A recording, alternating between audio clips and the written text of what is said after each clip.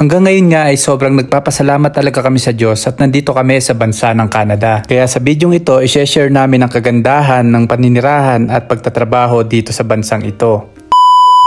Halos 5 buwan na nga akong walang trabaho pero nakakatanggap pa rin ako ng benepisyo galing sa gobyerno. Wow. Hindi man 100% ang naibabalik sa income ko, pero halos 70% ay naibabayad sa akin every month. Napakalaking tulong na yon para ma-cover ang mga bills dito sa Canada. Kaya naman nagkaroon ako ng maraming oras sa pamilya at para sa aking sarili. Mas maraming oras na rin ang ginugugol ko sa bahay. Kaya naman mas madalas ako ang gumagawa ng mga gawaing bahay. Sabi ni Mama Shell, imbis na husband, ang tawag daw niya sa akin ay houseband.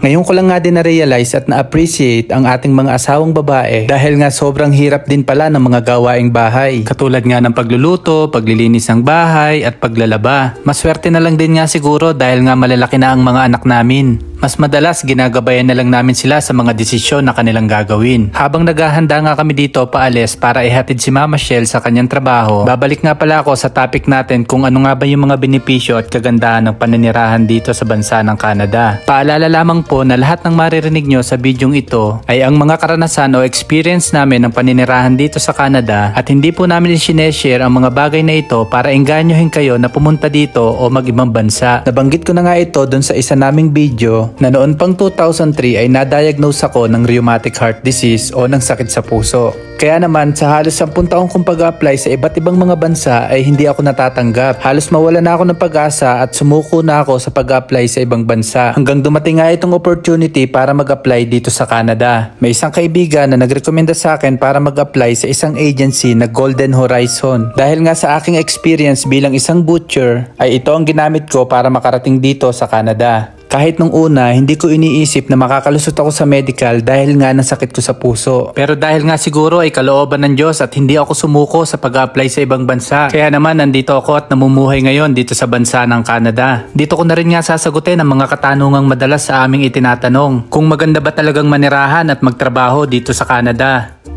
Dahil nga isa ang Canada sa mga bansang gustong mapuntahan at mabisita ng mga tao sa buong mundo. Kaya naman karamihan ng mga tao ay napapatanong, ano nga ba ang meron sa bansang Canada?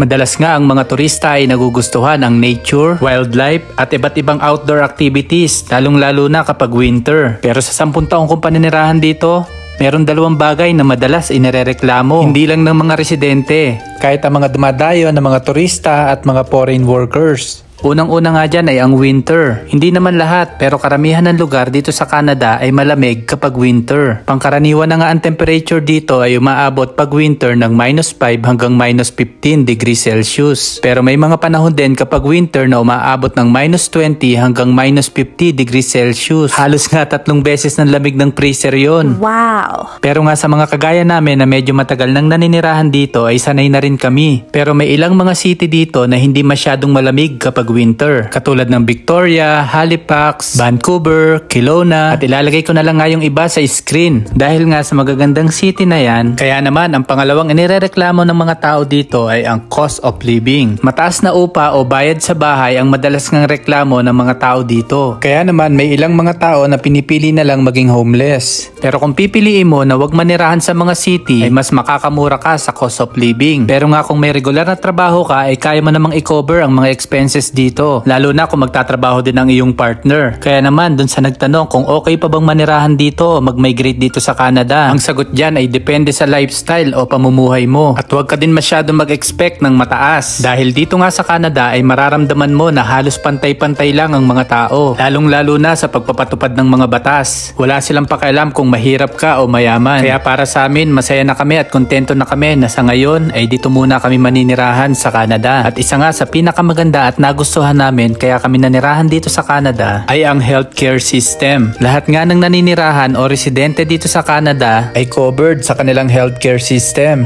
Kaya naman hindi mo kinakailangan mag-alala sa babayaran sa ospital. Maliban na lang sa mga tourist visa. Kaya kinakailangan mo pa rin kumuha ng sarili mong insurance benefits. Linggo-linggo nga nandito ako sa laboratory. Minomonitor kasi nila ang condition ko bago ang aking surgery. Madalas nga nagwo-walk-in lang ako at hindi ako nagbubook ng appointment. Madalas kasi inaagahan ko ang punta sa mga clinic at laboratory. Nakakatuwa lang dahil nga dito sa Canada ay hindi kami nag-aalala sa mga babayaran sa ospital. At kung sa mga dental at mga gamot o sa mga medication, karamihan nga sa mga trabaho dito ay may mga coverage. Kagaya ng dental, vision, medication, massage at marami pang iba. Advantage na rin kung makakapag-apply ka sa magagandang kumpanya. Kaya naman wala kaming pinagsisisihan kung bakit nandito kami sa Canada. Blessed are they who see beautiful things in humble places, where other people see nothing. Maraming blessing at pagpapala sa buhay natin sa araw-araw. Matuto tayong magpasalamat sa Diyos sa mga maliliit na biyaya. Kadalasan, dinadala tayo ng Diyos sa iba't ibang mga lugar. Hindi lang para magsaya at mag-enjoy. Bawat pagkakataon ay isang opportunity para matuto. Tandaan natin na ang ating buhay ay hindi destinasyon. Ang buhay daw natin ay isang paglalakbay. Hindi natin alam kung gaano kahaba. Kaya lagi nating piliing maging mabuting tao at maging masaya. Minsan, dinadala tayo ng Diyos sa mahihirap na sitwasyon. Kaya kung nasa mahirap na sitwasyon ka man ngayon, lagi mong tatandaan na pansamantala lang yan. Darating ang araw na tatawanan mo na lang lahat ng pagsubok na iyong dinaanan. Kaya bawat pagkakadapa, ugaliin natin bumangon at magpatuloy. Dahil dun tayo matututo at dun tayo magiging matatag. Maraming salamat nga pala sa panonood ng aming mga videos. At kung bago ka lang po sa aming page, paki-like and follow na lang po ang aming page. Hanggang dito na lang. God bless everyone. Hanggang sa muli, sa ulitin!